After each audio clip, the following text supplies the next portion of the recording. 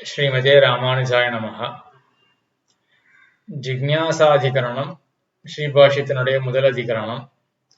அதனுடைய பூர்வபக்ஷம், சித்தாந்தம் இதெல்லாம் பார்த்து முடிச்சாச்சு.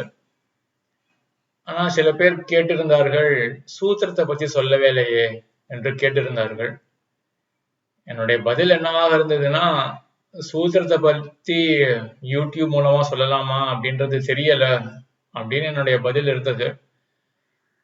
ஆனா யோசிக்கிறேன், எப்படியுமே இன்டர்நெட்ல இந்த சூத்திரங்கள் இருக்கு, அதை பத்தி டீட்டெயில்டாவே இருக்கு. சரி, கண்டிப்பா டீட்டெயில்டா சொல்ல முடியாது. டீட்டெயில்டா சொல்லாம போனா கூட இது கொஞ்சம் முக்கியமான விஷயமாக இருக்கிறதுனால ஆசையுடையவர்கள்லாம் தெரிஞ்சுக்கலாம் அப்படின்ற எண்ணத்தோட இந்த சூத்திரத்தினுடைய சுருக்கமான அர்த்தத்தை சொல்றேன். முதல் சூத்திரத்தினுடைய சுருக்கமான அர்த்தத்தை சொல்றேன். சொல்லும் பொழுதே கூடவே ஒண்ணு கேட்டுக்கிறேன்.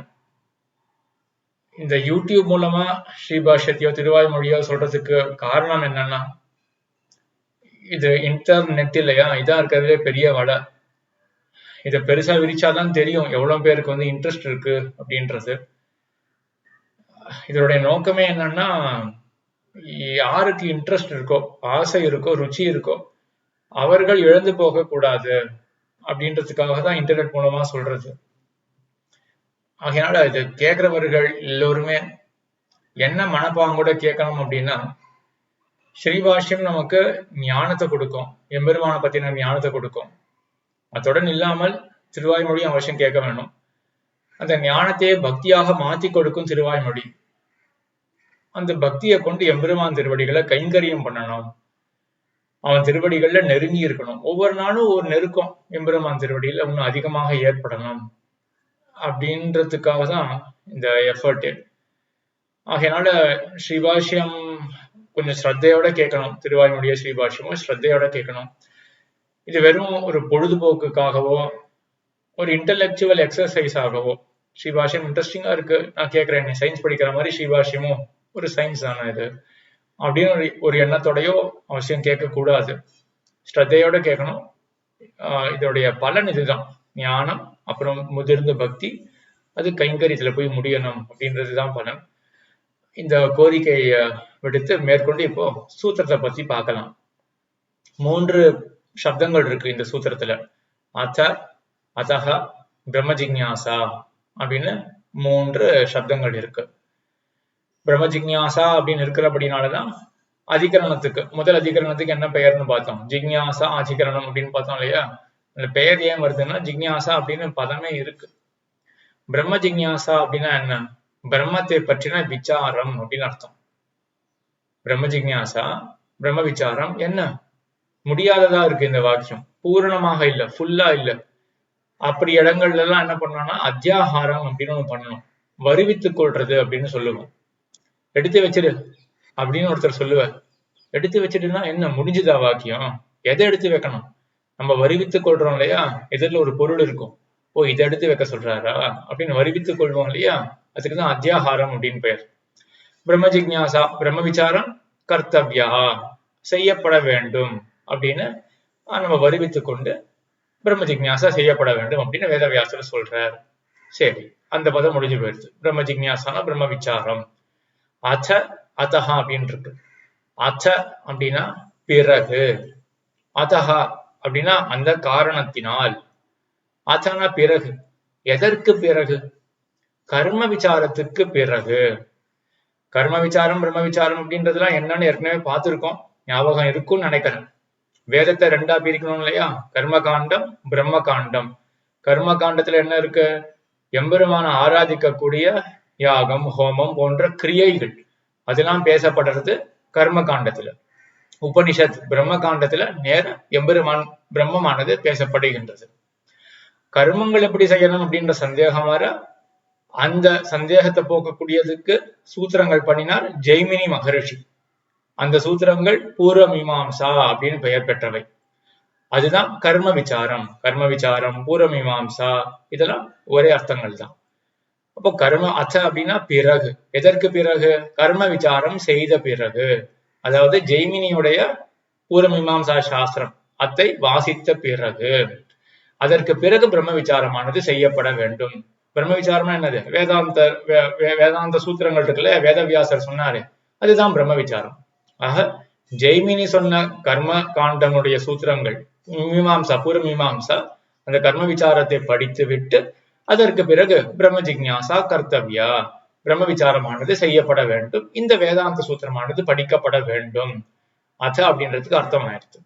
அத்தஹா அப்படின்னு இருக்கு. அந்த காரணத்தினால், எந்த காரணத்தினால்? காரணத்தை பார்க்கறதுக்கு முன்னாடி நம்ம ஒரு கிரமத்தை பார்ப்போம். இந்த பிரம்ம விசாரத்துக்கு வரானே, வேதாத்தியனம் பண்ணிட்டு ஒரு பிள்ளை, அவன் பிரம்ம விசாரம் வரையிலும் வரான் இல்லையா? எந்த கிரமத்துல வரான் என்றால், முதல்ல அந்த பையனுக்கு உபநயனம் வருது. உபநயனம் ஆன பிறகு வேதாத்தியனம் பண்றான்.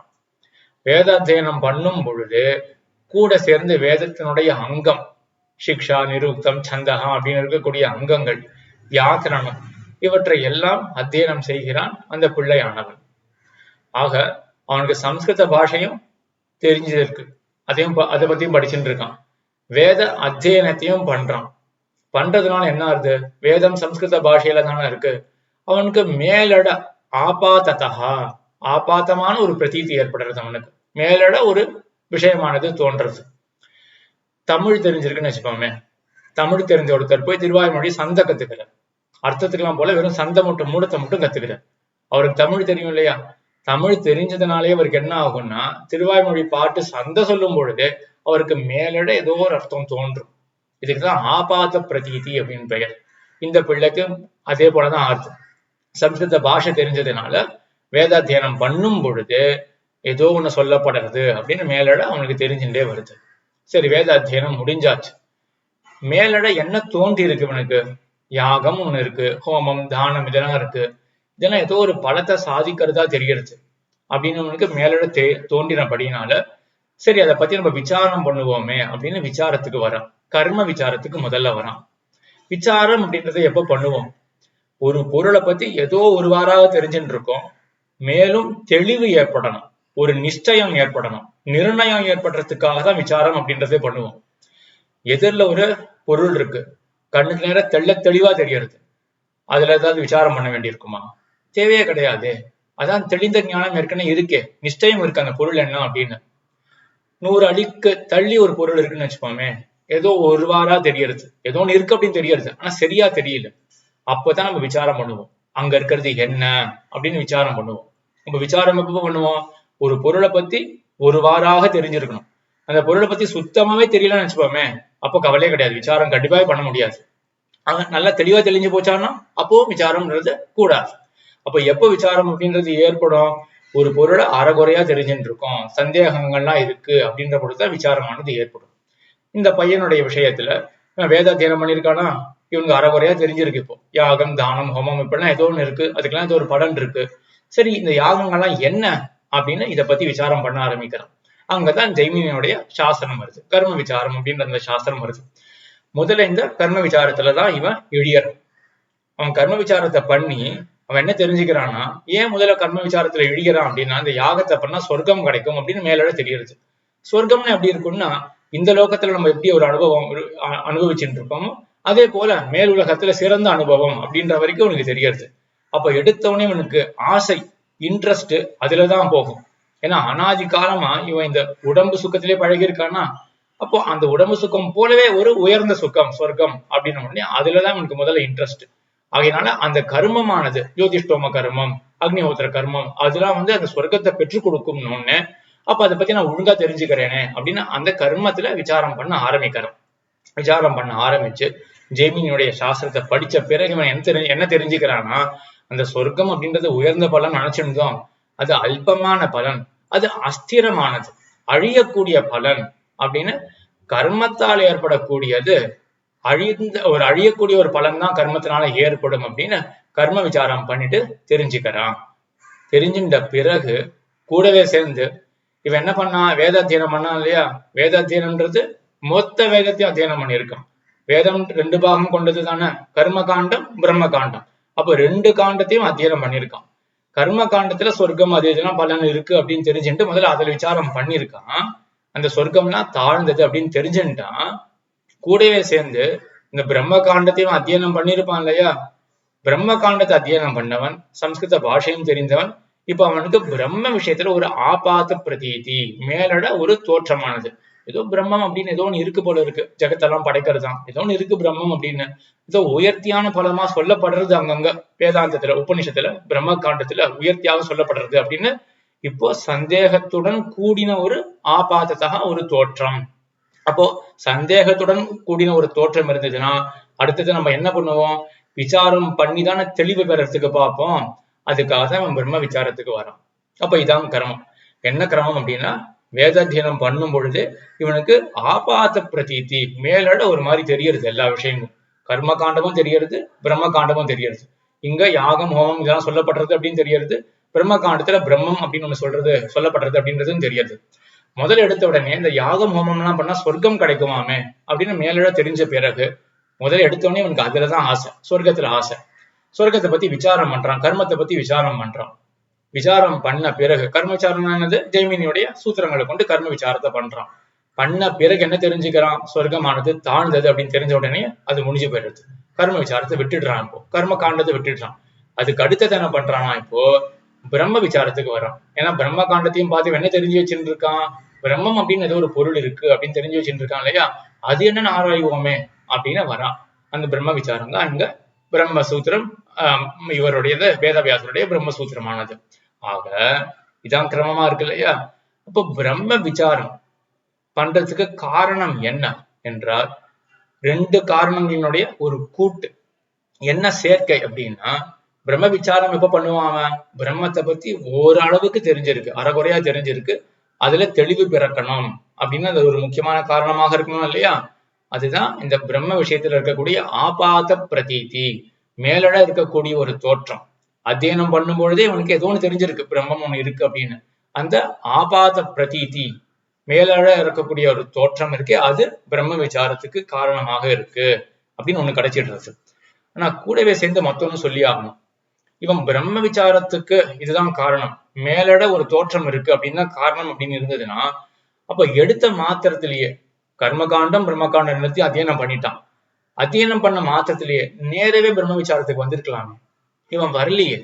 அப்ப என்ன தெரியுதுன்னா, கர்ம விசாரத்துலதான் முதல்ல அவன் போயிருக்கான். ஏன் அங்க போயிருக்கான்னா, பிரம்மத்தை காட்டிலும் இவனுக்கு ஸ்வர்க்கத்துலதான் ஆசை. அதனால வெறும் பிரம்மத்தை பத்தின ஆபாத பிரதீதி இருந்தா மட்டும் போராது பிரம்ம விசாரம் வரத்துக்கு. அப்ப என்ன வேணும்னா, சொர்க்கத்தை பத்தி விசாரம் பண்ணி, கர்மங்களை பத்தி விசாரம் பண்ணி, அதெல்லாம் தாழ்ந்த பலனை கொடுக்கக்கூடியவை அப்படின்னு நிர்ணயம் ஏற்பட்ட பிறகுதான் இவன் பிரம்ம விசாரத்துக்குள்ளேயே புகுற முடியும். அப்ப இவனுக்கு ரெண்டு வேண்டி இருக்கு. என்ன ரெண்டு? ஒண்ணு ஒரு நிர்ணயம், ஒரு நிச்சயம். என்ன நிச்சயம்? கர்மமானது தாழ்ந்த பலத்தை தான் கொடுக்கும் அப்படின்னு நிச்சயம் ஏற்பட்டாச்சு. கூடவே சேர்ந்து பிரம்மம் அப்படின்னு ஏதோ ஒண்ணு இருக்கு அப்படின்னு ஒரு சந்தேகம், அது எப்படிப்பட்டது அப்படின்னு மேலோட ஒரு தோற்றம் இருக்கு இல்லையா, ஆபாச பிரதீதி அப்படின்றது. இது ரெண்டும் சேர்ந்துதான் பிரம்ம விசாரத்துல இவனை தூண்டுறது. இப்போ பிரம்ம விசாரம் பண்றதுக்கு என்ன காரணம்? கர்மமானது தாழ்ந்த பலத்தை கொடுக்கும் அப்படின்ற நிர்ணயம். அதே போல பிரம்மம் என்று ஏதோ ஒண்ணு இருக்கு, மேலோட எனக்கு ஒரு தோற்றம் இருக்கு, அது என்னன்னு தெரிஞ்சுக்கணும் அப்படின்னு ஒரு ஆசை இருக்கு இல்லையா, அதுதான் இவனை பிரம்ம விசாரத்துல மூட்டுகிறது. ஆக 3 பதங்கள் பார்த்தோம் இல்லையா? அத அதஹ பிரம்ம ஜிக்ஞாசா, பிரம்ம ஜிக்ஞாசானா பிரம்ம விசாரம், பிரம்ம விசாரம் செய்யப்பட வேண்டும். அத பிறகு, எதற்கு பிறகு? கர்ம விசாரத்தை முடித்த பிறகு. அதஹ அதஹ அதன்றது வேற, அதஹ அப்படின்றது வேற. அதஹ அப்படின்னா அந்த காரணத்தினால். எந்த காரணத்தினால்? ரெண்டு காரணத்தினுடைய கூட்டம். கர்மம் ஆனது தாழ்ந்த பலத்தை கொடுக்கும் என்ற நிச்சயம் ஏற்பட்டு விட்டது. கூடவே சேர்த்து பிரம்மம் என்று ஒரு பொருள் இருக்கு அப்படின்னு மேலட ஒரு தோற்றம், ஆபாத பிரதீதி.